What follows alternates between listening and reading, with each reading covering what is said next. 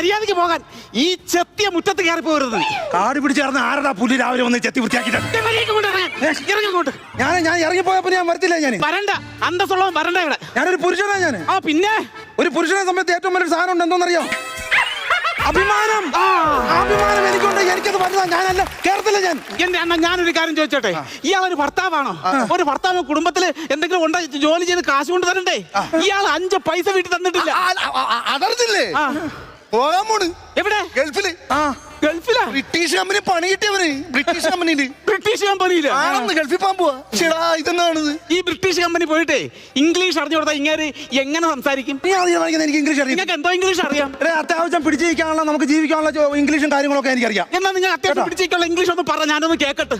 Meenakshi Sudheer blocked you in Facebook.